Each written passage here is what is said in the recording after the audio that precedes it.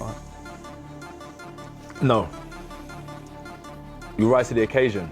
Experience comes with age, and I've been hearing a lot about age, you know. We are now, and I finally get to check that off my list, and I knew this was going to be a big fight. The build-up for this is huge. The press conferences are entertaining. It's a spectacle.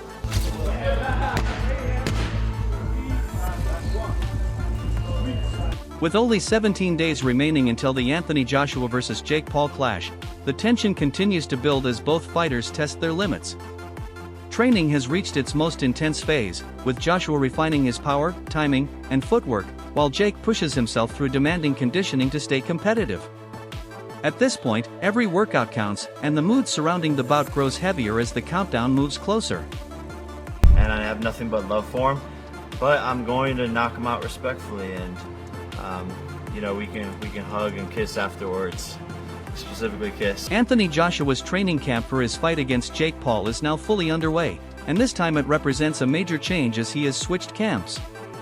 Joshua has not competed since his knockout defeat in September 2024 and the elbow surgery that followed. Because of this, the camp carries added urgency.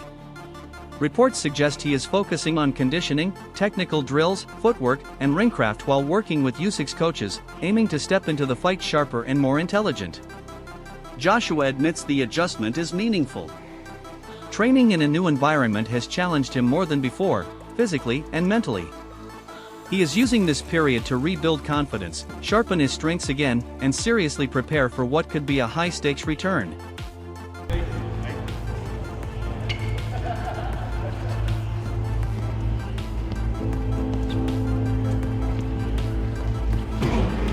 Anthony Joshua starts his mornings with demanding ice baths designed to strengthen his body and accelerate recovery throughout camp. The icy water reduces inflammation, helps maintain muscle freshness, and strengthens his mental toughness. Joshua feels these cold therapy sessions improve his concentration and ready him for heavy training later in the day. It is a disciplined routine that reflects his dedication to remaining strong and fully prepared for the approaching fight.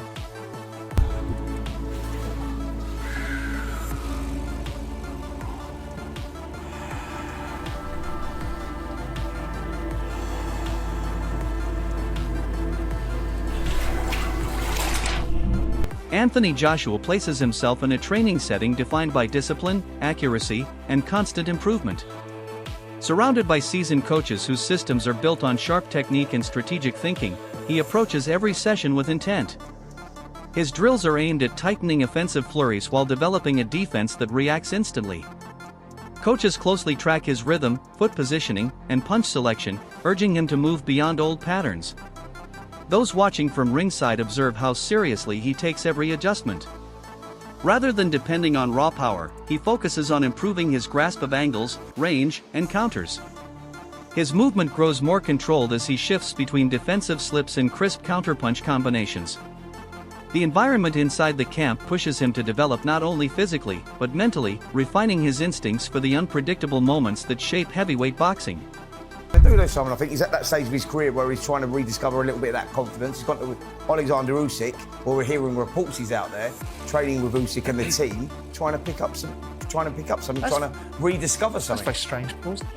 It is, but it's not unheard of. I've heard of a lot of fighters doing that. You see fighters, obviously, the old Rocky movies years ago, but you see a fighter losing to someone, all of a sudden they go in the camp and they start training and do little bits together and become friends or whatever else. I think it'll do Joshua no harm to have him, but as you say, he's a little bit long in the tooth and he's a bit on the back nine rather than the front nine, where that experience would really come into play. But I'm just looking at his record here. He obviously, after the Usyk fight, he'd come back and he had 3 fights and then the Ngannou demolition. Well, yeah, Jermaine Franklin, he had Robert Helene, he had Otto Wallin, and he smashed Ngannou, which everyone went hallelujah for, right? Yeah, but he's obviously not in like the box rec rankings to see where he is. But the Dubois fight is a fight where what you've just said then, Spencer, like match him right. I felt he was match right with Dubois. That's just my opinion. Just obviously, I was wrong on that. And I was proved wrong, but I felt like Joshua would have and should have came through that, but he obviously didn't. So therefore, it's back to the drawing board. And where do you go from there? What do you do from there? Does he keep the same team around him? Does he go and find someone new and try and adapt and add to his repertoire already? And this move at Usyk. I don't know what it'll be, but if he's fighting before Christmas, then he needs to get in shape quick because there's only 8 weeks to go, let's say. Well, my understanding, he's in camp, he's in shape, and just looking to get an out and get back to winning ways, is my understanding. That's why they're talking about 8-rounders. Yeah. He wants to sort of go under the radar a little bit, and it's difficult for someone like Anthony Joshua because he's such Very a much so. commercial commodity. He's always been in shape all the time, hasn't he? Yeah. He always will be in shape. He's never, ever not been... But it's not about his capable. physical shape, is it? No one's ever questioned his physical state. Zach, when I was talking about Anthony Joshua, and I know that the president of his fan club is here in Spencer, but I talked about the PTSD issue post various fights, whether it be the Alexander Usyk or the Daniel Dubois situation. But prior to Daniel Dubois, I always maintained that I felt that despite the performance against Jermaine Franklin, despite the performance against Robert Helenius, which had been blasted out by Deontay, Eddie Hearn views this matchup with a strong sense of seriousness, fully aware of how much depends on Joshua's showing. He recognizes that the upcoming bout carries implications well beyond simple bragging rights. For Joshua, the outcome could shape the direction of the later stages of his career. Hearn does not shy away from reality. A loss in a fight like this would spark major doubts about whether continuing is worthwhile. Still, despite the weight of the situation, Hearn's belief in Joshua remains solid. He feels the work Joshua has put in over recent months has restored his discipline and sharpened his focus. From conditioning work to sparring sessions, Joshua has prepared as though a championship belt were on the line. Hearn stresses that this mentality is why he is confident Joshua will meet the moment. That belief is reinforced by reports from inside camp describing a fighter operating with calmness and renewed motivation. Even with pressure surrounding him, Joshua keeps moving forward, choosing to face the challenge rather than shy away from it. Was saying that you and AJ must retire if Jake Paul wins on December 19th. Stand by that? Yeah, I do. I mean, oh, I suppose so. Shit, yeah. Look, I don't see a world where Jake Paul wins this fight. I know that boxing's boxing. I mean, what is it? Roy Jones came out this morning and said Jake Paul can win this fight. Teddy Atlas as well. Teddy Atlas. Okay. All right, now I'm a bit worried. I won't retire. AJ should retire if he loses. No. Sorry. No, I see AJ winning this fight with ease, comprehensively, destructively, violently, and I don't see a world where Jake Paul is competitive in the fight, let alone win the fight. But luckily, AJ's not preparing in a way that he just thinks it's a joke. He's preparing for Jake Paul like he's a world title contender. Yes, it's been a little bit of a shorter camp. Yes, we've got to make weight this time around, but it doesn't matter. We should just slide through this guy and bash him up and beat him up, and we should do it early doors. Just lastly, you said as well that you told Nikisa that he was weighing 290 when you were negotiating. What impact did that have? Did you feel like they would have gone even lower if they knew he was weighing 265? I don't think that when you're negotiating on a weight, there's not one promoter in the world that would tell the truth about what the weight of the fighter was, and Nikisa knows that anyway. So it wasn't like we were being clever, but they wanted him to come to 240. And it's just, don't forget, AJ's never made weight before. So all of a sudden, he's he'd been in camp for, 2 or 3 weeks, and he's probably sitting at, 260, 265.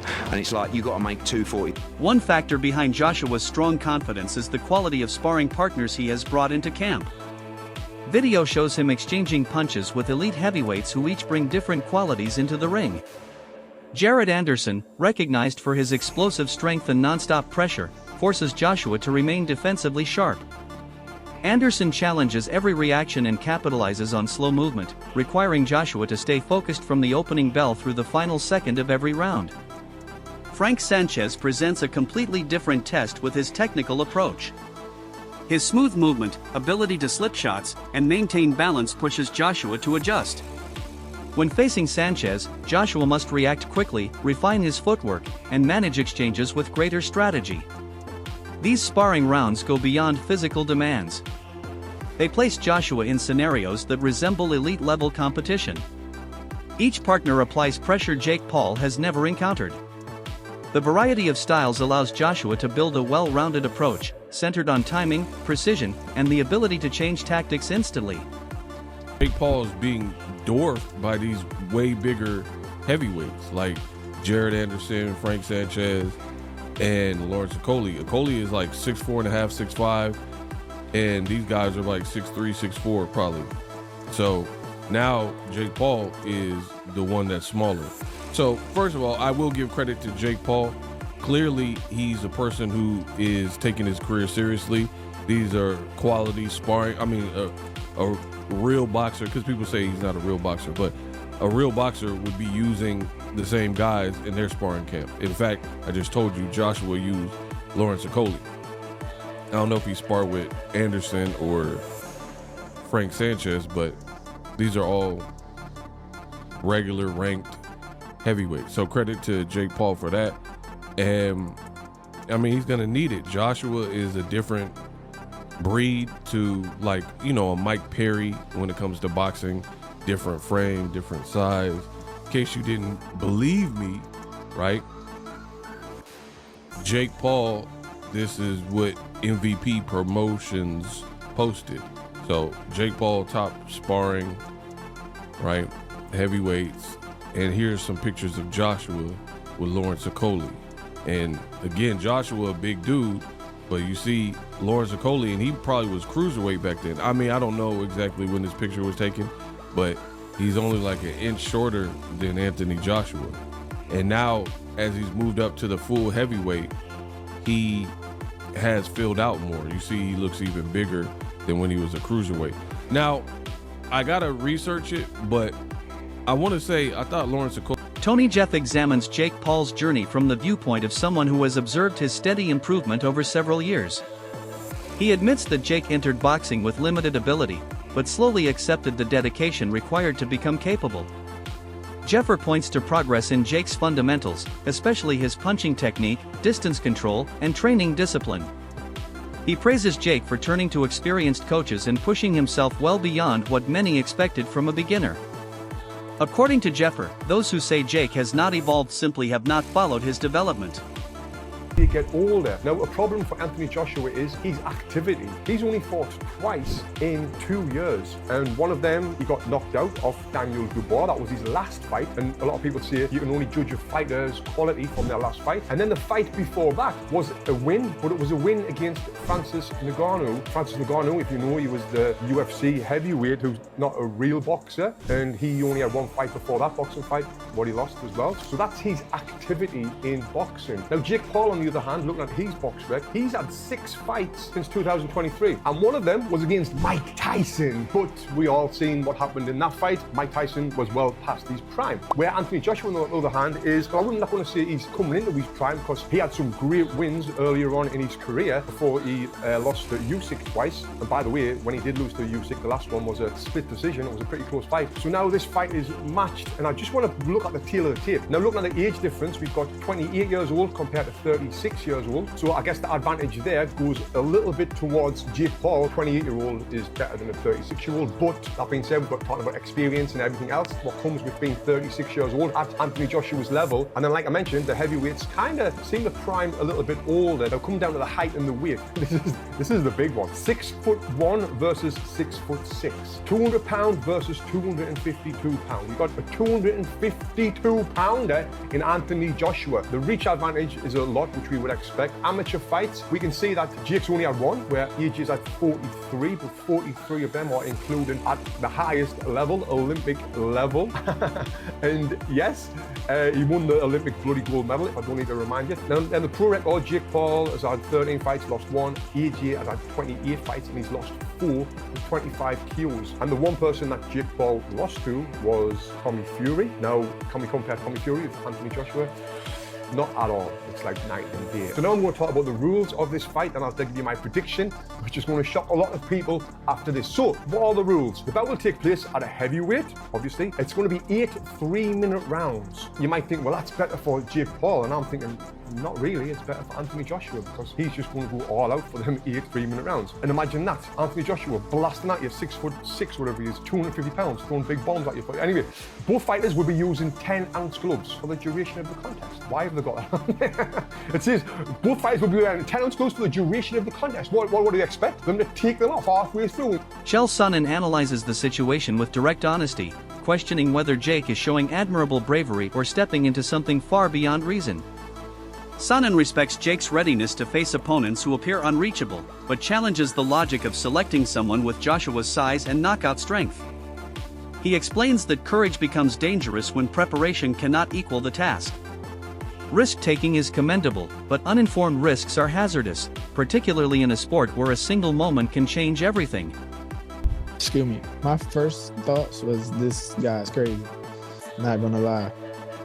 But I get it. Coming from a guy who's not a true traditional boxer, and to be able to have a position where he can fight a former unified world champion, former Olympic gold medalist, and to do it on such a stage where Anthony Joshua was a superstar as well. I mean, like, he sold out the O2, you know, twice. Absolutely. I think. So, you know, I think Jake is setting himself up for,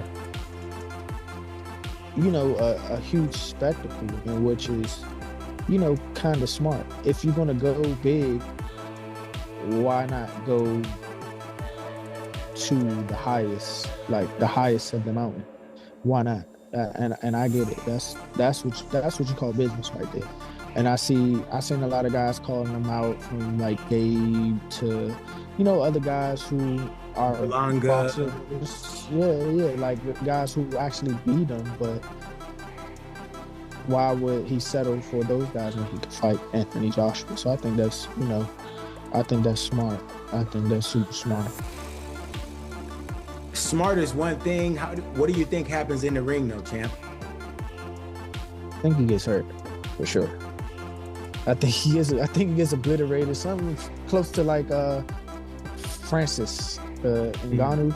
I think something like that happens, and it's going to be bad for him. But there will be. Angelo and Josh steer the discussion back to boxing basics. They stress that the sport operates on levels shaped by years of competition, discipline, and experience against top opponents. In their opinion, Jake Paul is still developing, while fighters such as Joshua and Deontay Wilder compete in a space defined by devastating power, polished skill, and long histories at the elite level. They argue that Joshua fits into a class of athletes whose mere presence alters a fight's dynamics. With their timing and explosive force, they are capable of finishing a bout in one instant, even when the opponent seems to be in control. The Francis Ngannou performance. What if Jake makes it 5 rounds, 6 rounds? What if Jake made it to the distance? What if Jake won a round? Now, it's very hard to believe. It's very hard to imagine. I think it's the big struggle with this fight.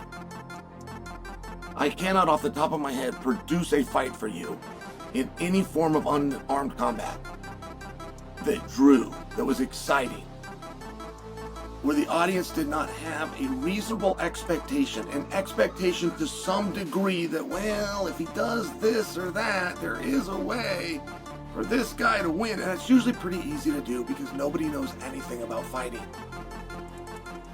Nobody watching this right now, none of you, my millions of viewers, not one of you has ever boxed. Not one of you knows someone in the family. Well, my dad was a boxer, my uncle was a boxer. No, you don't. Not only are you not a boxer, you don't even know of a boxer. Now, I only share that because when I come out and say nobody knows what they're talking about when they're talking about boxing, like, it's not meant to be an insult. You don't know anything about boxing. It was never taught to you. None of you in recess boxed. None of your junior highs, your high schools, your colleges, your community colleges offered boxing. Your hometown didn't have a boxing gym. Now really think about that. Because as much as you love the sport, as much as you think that you understand it, not only do you not understand it, you can't even have a conversation with other people who do because they don't understand it. So what is a win? I think that time counts. I think that time is a very big deal. You're in that little bitty ring, and I know a guy can run backwards, but running backwards is not illegal in boxing. It is. I just don't think that he could compete at the highest level, and I don't think he'd beat the top 5, top 6 guys. But that in that weight class is where he'd be at, like say 180, 188 or 189, somewhere around there is where he'd probably compete. There's not a lot of talent there though, so he might be pretty good in those weight classes. Him competing in the heavyweight division against like Deontay Wilder or Anthony Joshua or anybody else, no, he gets annihilated. I'm very surprised he signed this fight. I was shocked he signed this fight. I texted my buddy Bo, because Bo follows boxing really well, and I texted him. I was like, dude, we might see a death. And he said the same thing. He's like, I cannot believe he but the numbers, the numbers that are, nobody knows the true payouts. They're saying it's around $200 million that they're splitting evenly. So they're getting about $100 million each. He said that it was $267 million. So I don't know who you believe or don't believe, or it could be they're splitting 200 and the 67 delta, they had to pay DAZN because Anthony Joshua has a contract with DAZN. And this fight's going to be on Netflix. DAZN. It's DAZN. So they, which makes, how the hell? Please stop saying DAZN, okay? That's like Saint Benoit, okay? Where's the O in DAZN? That's it for today's video. Stay tuned. Until next.